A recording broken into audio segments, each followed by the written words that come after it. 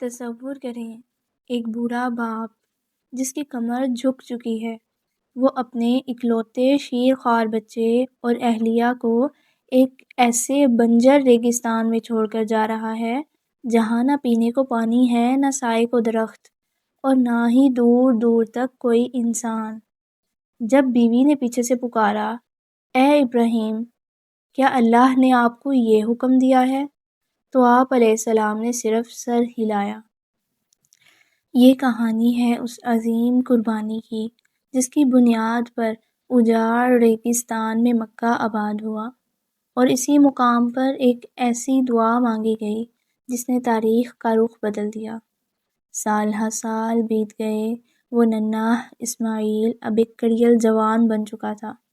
اللہ نے باپ اور بیٹے کو ایک عظیم کام سونپا، اللہ کے گھر یعنی خانہ کعبہ کی تعمیر کا کام۔ پتھر سے پتھر جڑ رہا تھا، باپ بیٹا پسینے میں شرابور تھے، لیکن زبان پر اللہ کا ذکر تھا۔ جب کعبہ کی دیواریں بلند ہوئیں اور تعمیر مکمل ہوئی تو اس مبارک گھڑی میں حضرت ابراہیم علیہ السلام نے اپنے رب کی طرف ہاتھ اٹھائے۔ وہ چاہتے تو اپنی محنت کا صلہ مانگتے، وہ چاہتے تو مکہ کی سرداری مانگ لیتے، لیکن ایک سچے پیغمبر کی نظر دور اندیش ہوتی ہے۔ انہوں نے اپنے آنے والی نسلوں کے ایمان کا سودا اللہ سے کیا۔ انہیں فکر تھی کہ میرے بعد میری اولاد کا کیا ہوگا، وہ کس کے سامنے جھکیں گے۔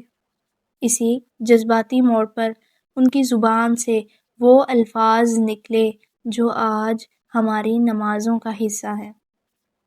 کیا ہیں وہ الفاظ؟ آئیے سنتے ہیں۔ بسم اللہ الرحمن الرحیم،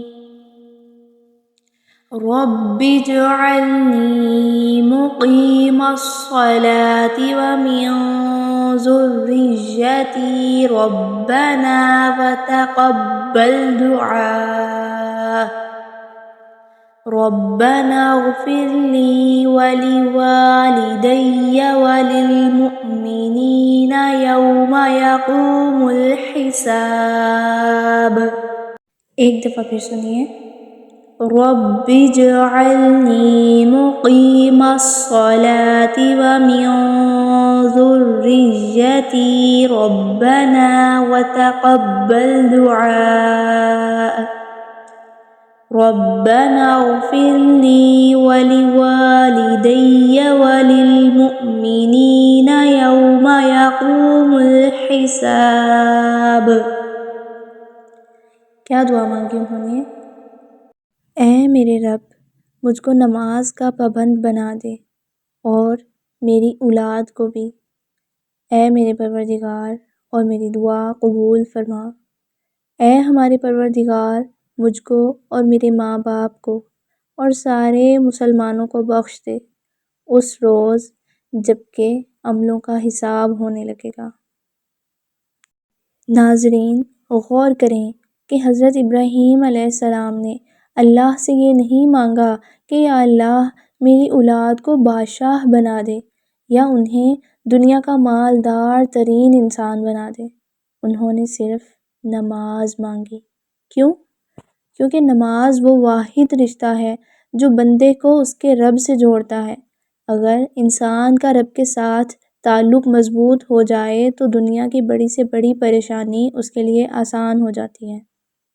حضرت ابراہیم علیہ السلام کا یہ ماننا تھا کہ اگر میری نسل نماز قائم کرنے والی بن گئی تو وہ کبھی بھٹکے گی نہیں۔ حضرت ابراہیم علیہ السلام کی دعا صرف اولاد تک محدود نہ تھی، بلکہ انہوں نے اپنی اس التجا کے آخر میں اپنے والدین اور پوری امت مسلمہ کو بھی یاد رکھا۔ وہ جانتے تھے کہ اصل کامیابی اس دن کی بخشش ہے جب سب اللہ کے سامنے کھڑے ہوں گے۔ حضرت ابراہیم علیہ السلام کی یہ دعا اس قدر مقبول ہوئی کہ ہزاروں سال گزرنے کے بعد بھی آج خانہ کعبہ اس دعا کی بدولت آباد ہے۔ آج اگر ہم اور آپ مسلمان ہیں اور اللہ کے سامنے سجدہ ریز ہوتے ہیں تو یاد رکھیے اس کے پیچھے حضرت ابراہیم علیہ السلام کی وہ پکار ہے جو انہوں نے تپتے ہوئے صحرا میں مانگی تھی۔ یہ دعا ہمیں سکھاتی ہے کہ جب انسان اللہ کے لیے اپنا سب کچھ قربان کر دیتا ہے تو اللہ اس کی نسلوں کی حفاظت کی ذمہ داری خود لے لیتا ہے۔ آج کل کے دور میں جب ہم سب اولاد کی کامیابی کے لیے پریشان رہتے ہیں تو یہ دعا ہمارے لیے ایک روحانی شیلڈ کی طرح ہے۔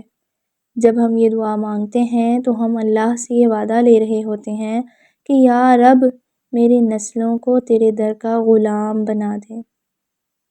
آج کے لیے اتنا ہی، اگلے سبق تک دیجیے اجازت۔ اپنا خیال رکھیے گا، ہمیں دعاؤں میں یاد رکھیے گا۔ السلام علیکم ورحمۃ اللہ وبرکاتہ۔